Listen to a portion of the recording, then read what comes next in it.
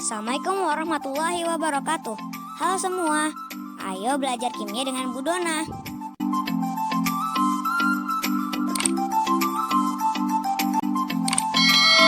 Baiklah, ketemu lagi pada video pembelajaran kimia. Kali ini kita akan membahas bagaimana menentukan bentuk molekul menurut teori domain elektron atau VSEPR.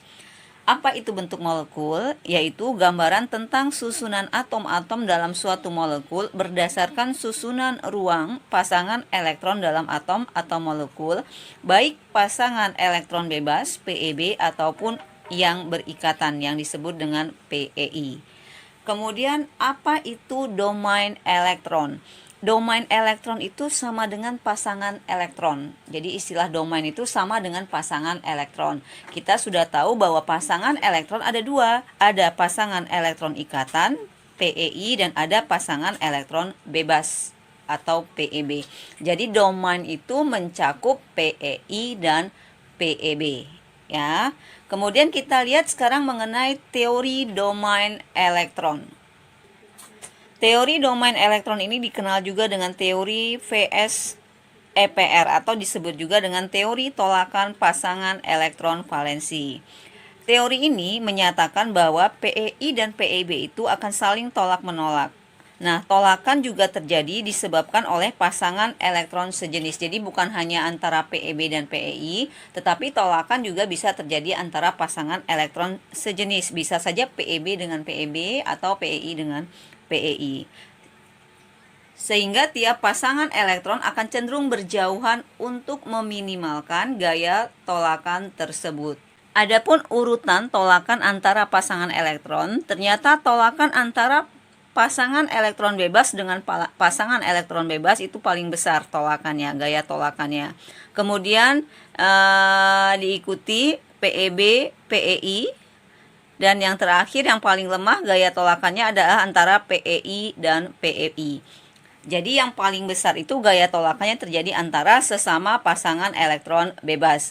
Kemudian yang kedua antara PeB dan PeI, dan yang paling lemah adalah antara PeI dengan PeI. Kemudian ada catatan di sini bahwa setiap elektron ikatan, baik ikatan kovalen tunggal, rangkap 2 dan rangkap 3 itu merupakan satu domain.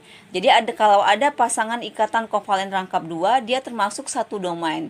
Ada kok ikatan rangkap 3 berarti dia satu domain. Ada ikatan tunggal berarti satu domain. Kemudian satu pasang elektron bebas atau PeB juga merupakan satu domain. Jadi satu domain itu ya bisa saja satu ikatan kovalen tunggal, bisa saja ikatan kovalen rangkap 2 dan kovalen rangkap 3. Pasangan elektron bebas satu PeB itu satu domain. Contoh misalnya ini pada H2O. Kalau kita lihat rumus Lewisnya, ini sudah pernah kita bahas pada video sebelumnya ya. Kita lihat atom pusat adalah O, ini dia kita gambarkan O, elektron valensinya 26. Ini dia. Butuh 2 diambil dari setiap HH, butuh satu lagi untuk stabil. Ini dia ikatannya. Ya, jadi H dan O menyumbangkan masing-masing satu elektron untuk dipakai bersama. Nah, jadi kalau kita lihat di sini PeI-nya ada berapa? Ini PeI, ya, ini PeI. Kemudian ini juga PeI, berarti PeI-nya ada 2.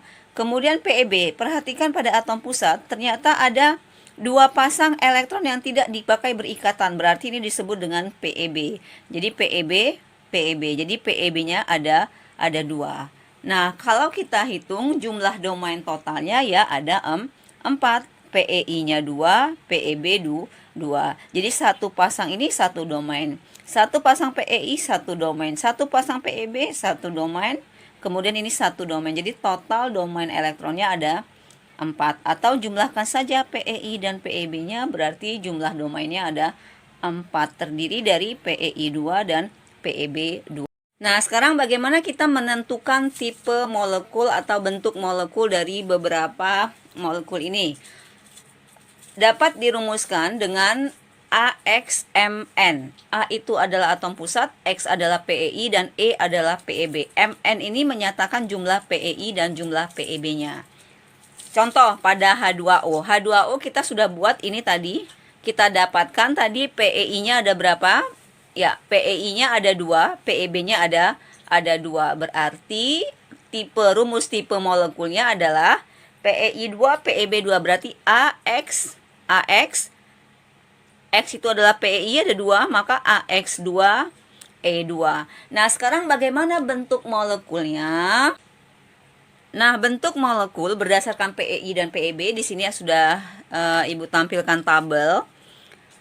Jadi berdasarkan domainnya, untuk domain 2 itu bisa saja kalau domain 2 hanya satu jenis bentuk molekul, yaitu PEI 2 dan PEB 0. Tipe molekulnya adalah AX2, semuanya PEI. Bentuk molekulnya adalah linear. Kemudian domain 3 ini bisa dengan PEI 3, PEB 0, 3, 0. Bisa dengan PEI 2, PEB-nya 0. Kalau PEI 3, PEB 0, berarti rumusnya AX3. Karena E-nya pas PEB-nya 0, maka E-nya nggak perlu kita tulis. Kan rumusnya tadi adalah AXE. X itu PEI, E itu PEB. Ini PEB-nya kan nggak ada, berarti cukup AX3. Bentuk molekulnya adalah segitiga datar. Kemudian untuk domain 3 yang PEI 2, PEB 1, berarti PEI-nya 2, AX2. PEB 1, berarti AX2E. Ya, maka bentuk molekulnya adalah bengkok. Kemudian untuk yang domain 4 itu bisa saja PEI-nya 4, PEB-nya 0. Kemudian 3, 1, 2, 2. Kita ambil salah satunya. Kalau dia PEI 3, PEB 1, maka bentuk molekulnya AX3E. Bentuk rumus tipe molekulnya maksud Ibu ya. Bentuk molekulnya adalah piramida segitiga. Nah, terus sampai ke jumlah domainnya 6. Domain 6 itu ada 60, 51, 42.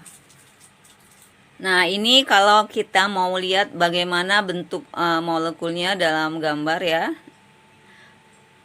Contoh misalnya untuk domain 5 yang PEI 3, PEB 2, bentuk T seperti ini bentuk molekulnya. Untuk yang domain 5 terdiri dari PEI 2, PEB 3 linear seperti ini, lurus. Ya, ini gambar dari bentuk molekulnya. Jadi kalau kita kembali ke H2O tadi, tipe molekulnya rumusnya adalah AX2E2. Kita lihat domain 4, ini dia. Lihat jumlah domainnya, domain 4, 22. Yang mana? Ini dia, 22. Bentuk bengkok. Jadi ini dia. Jadi bentuk molekulnya adalah bengkok. Nah, ini dia pada H2O.